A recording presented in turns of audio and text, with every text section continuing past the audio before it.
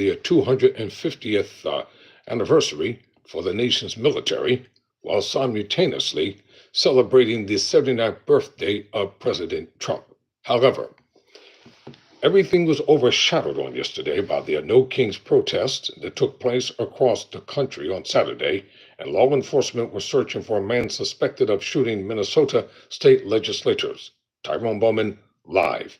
According to NBC News, President Donald Trump presided over a parade Saturday celebrating the nation's military power and history. Though the event was shadowed by political violence at home and escalating tensions abroad. Quote, in every other city, quote, every other country celebrates their victories, Trump said as he took the lectern after the parade ended. It's about time America did too. That's what we're doing tonight, end quote. Prone to delivering long, boastful speeches, Trump kept his remarks brief and made the military the focus. Beforehand, critics had warned he would politicize the event for his own purposes. Trump avoided any overt partisan messages, though he seemed to allude at one point to his, quote, fight, fight, fight, end quote, exhortation after an assassination attempt against him last year. Time and time again, America's enemies have learned that if you threaten the American people, our soldiers are coming for you. Your defeat will be certain, your demise will be final, and your downfall will be total and complete because our soldiers never give up, never surrender, and never ever quit. They fight, fight, fight, and they win, win, win, end quote. Trump's appearance on the reviewing stand south of the White House capped a harrowing day in which a Minnesota state lawmaker and her husband were murdered, and another Democratic legislator and his wife were wounded in what authorities called a, quote, politically motivated attack, end quote. A shooting war has broken out between two longtime Middle East foes, Iran and Israel. And in further distraction from the parade, Trump had long coveted protesters around the country rallied against the spectacle, turning out by tens of thousands in New York, Philadelphia, Los Angeles, and other cities, animating the demonstrations as a two-word rallying cry, quote, no kings, end quote. The weather didn't fully cooperate either. The winds picked up and a light drizzle commenced just as the tanks were about to roll.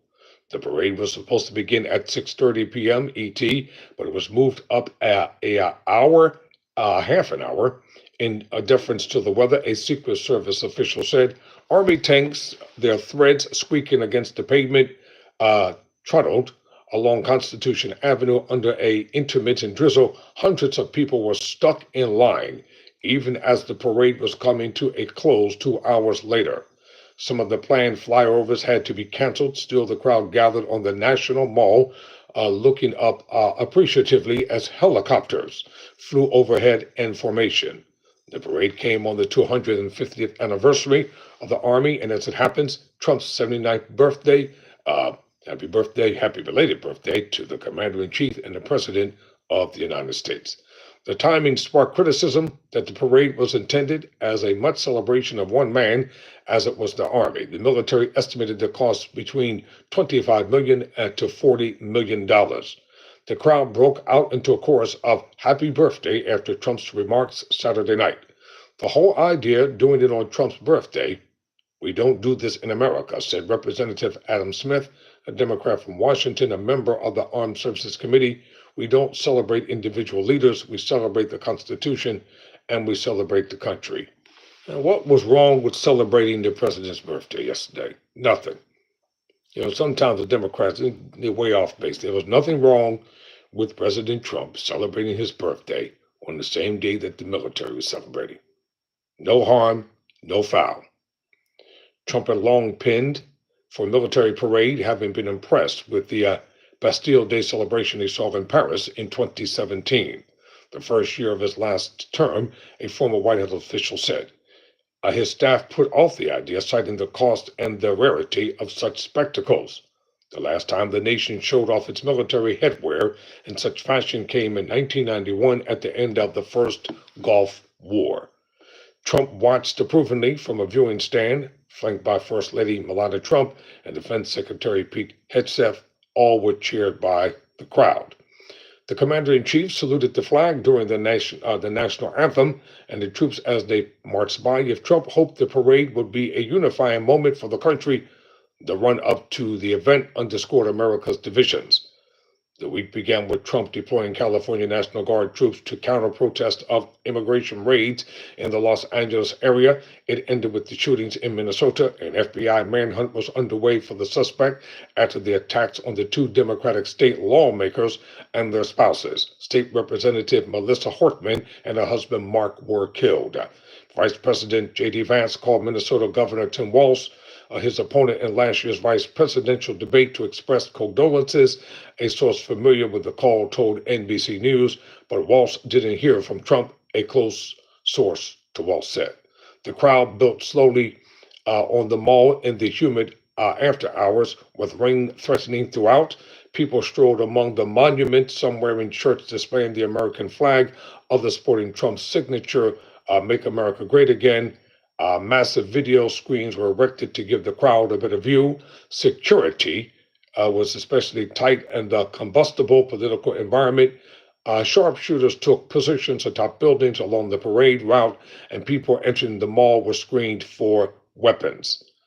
Two lonely protesters sat next to each other near the Washington Monument, clutching signs disparaging Trump. Neither gave their names, saying they feared reprisals.